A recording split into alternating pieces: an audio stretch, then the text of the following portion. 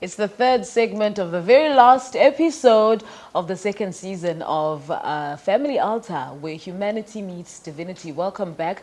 And we're just having a great moment of reflection on some of the great episodes and conversations we've had on the show over the past couple of weeks. And one of those moments, Apostle Malatse, has to be, a conversation, or rather a series of conversations that you had with a number of people on various topics. And you call this soul therapy. Yeah. Tell us about soul therapy. Sure. A man is a living soul. Yeah. And in the soul, that's where the mind is, the emotions, and the volition. Mm-hmm. Now, in order for a man to function, the soul needs to synchronize with the mind. Yeah.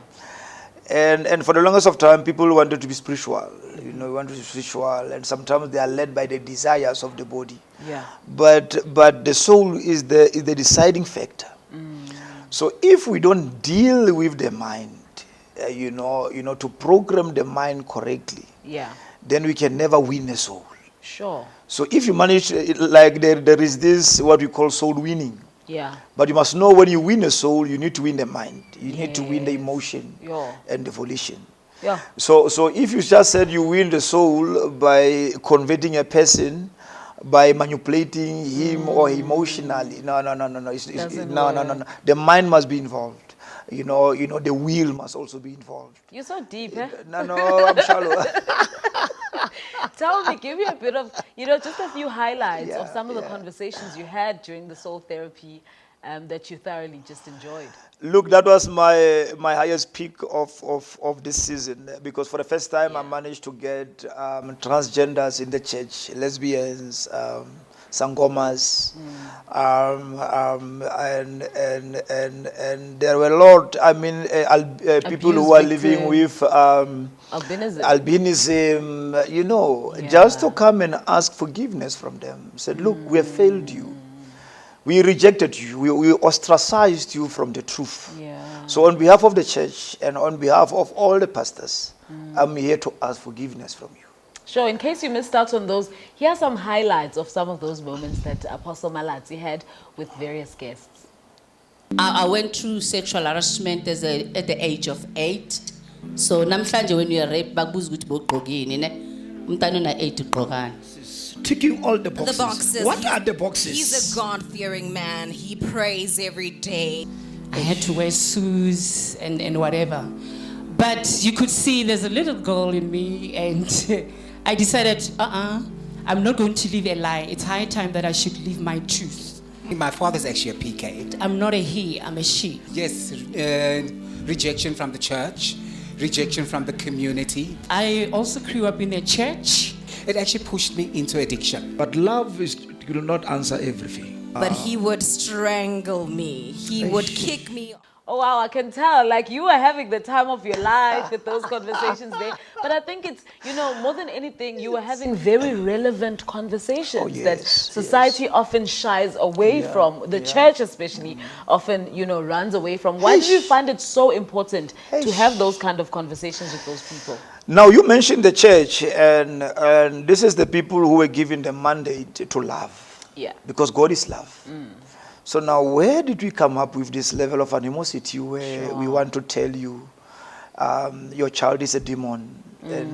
But if the child happened to be a child of the pastor, like you see, Mario just stated that, he was a PK. I mean, he's a PK, I mean to say.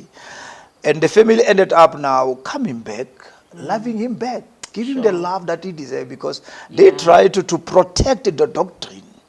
Doctrine never gave birth to a child. And I was also part of those people who were ostracizing them, hitting them hard as if, they were never meant to live.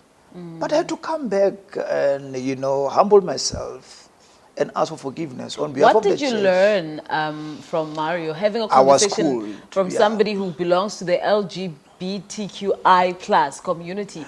What were some of the eye-openers that you think you had? Look, we wouldn't have that LGBT community if only we exercised the love. Yeah. Because when you start rejecting people, There's a saying, Zinhle, that I quote from time to time, that what you hate, you become, and what you forgive, you overcome. Many people, they give what they have. That's why they reject these people. Meanwhile, they are dealing with the most. So what I've learned of them, they are pure souls, man. I went to the school that Mario runs. Excellency, class standard is there. And now a person of that caliber, you can learn a lot. He can contribute more to empower the society. But here is someone who carries the Bible, doesn't have a work, he sit watching TV for the whole day, and he does not know the end from the beginning. Yet you want to tell that person that he's wrong. Meanwhile, he's making a living, he's helping others. When all that you do is to read the Bible and misinterpret the Bible again, and you call yourself that a child of God. That's... So do you think, where do you think we get it wrong as believers? Is it the case that we forget that we are made to love people, that we assume the position of God to try to fix people or, judge people a lot? There's a scripture actually that says in the book of Exodus 20, 25, 26, it says, if you make an altar of stone for me, you shall not build it of cut stones. For if you use a chisel on it, you will profane it. Nor shall you go up to my altar on steps, so that your nakedness will not be exposed on it. Now, meaning that what comes from God, if this stone comes from God, you believe that it is one of the products of nature, use it the way it is. Don't apply a chisel on it, because once you apply a chisel on it, uchincha form ya day. And again, don't ascend into the Holy of Holies, ascending on the stairs.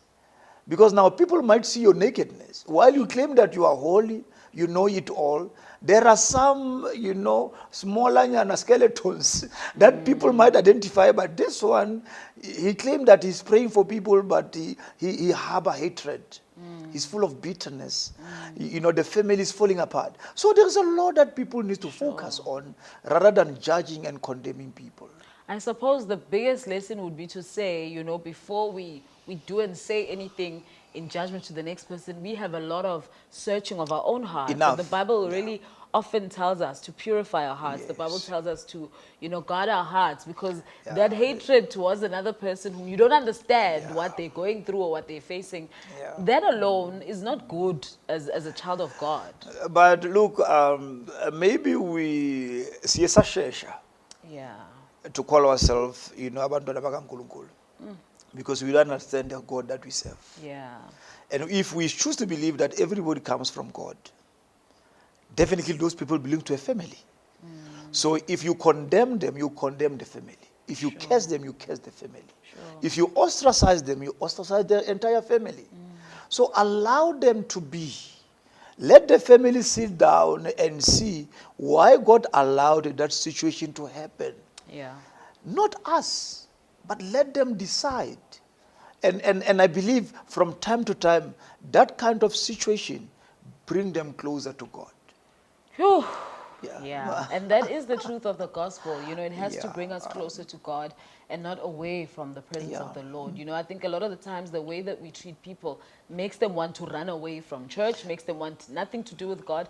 And oftentimes we are then misrepresenting who God is by our behavior.